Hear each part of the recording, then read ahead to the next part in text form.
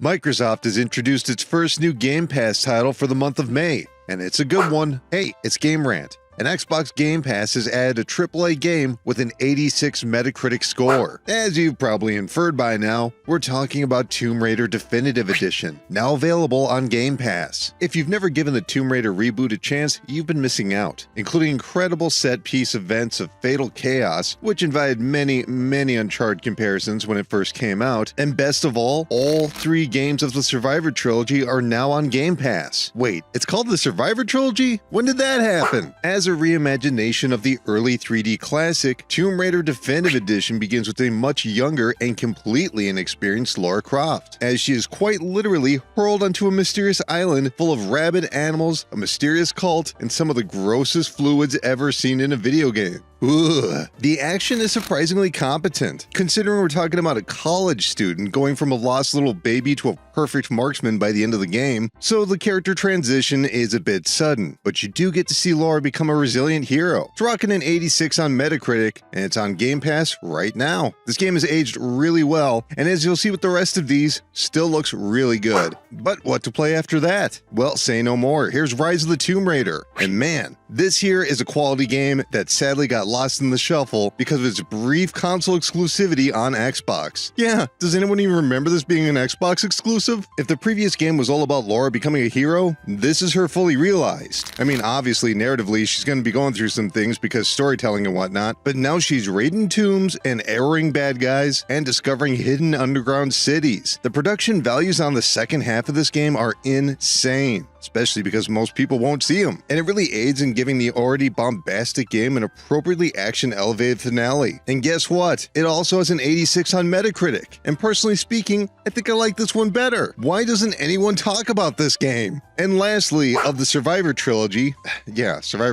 we have Shadow of the Tomb Raider, and this game was slightly lower on Metacritic with an 82, which is actually pretty common for trilogies for a few reasons. Where could it go from fully realized hero? Well, it kinda does both of the previous games, and it doesn't really make a lot of sense most of the time. It's like Crystal Dynamics had junk drawer to clear out on top of fan requests and feedback. Does that mean it has too many cooks? Oh yeah, the tone is all over the place. But it also succeeds at what it's doing at any given moment. It's like getting a dessert as an appetizer. It's all topsy-turvy, man. Your waiter's gonna be confused. But if that metaphor sounds delicious to you, you'll want to give Shadow of the Tomb Raider a play. Hey, best part of all of this news? Tomb Raider Definitive Edition is only the first in what's being released in May, one of the stronger months for Game Pass recently, with several more anticipated games, including the upcoming Xbox exclusive Senua's Saga Hellblade 2. But that's gonna do it for this video. We've already got more Game Pass news to get to, so keep clicking around here on Game Rant, and keep asking the important questions, like when the heck did they start calling this the Survivor Trilogy? And we'll see you soon.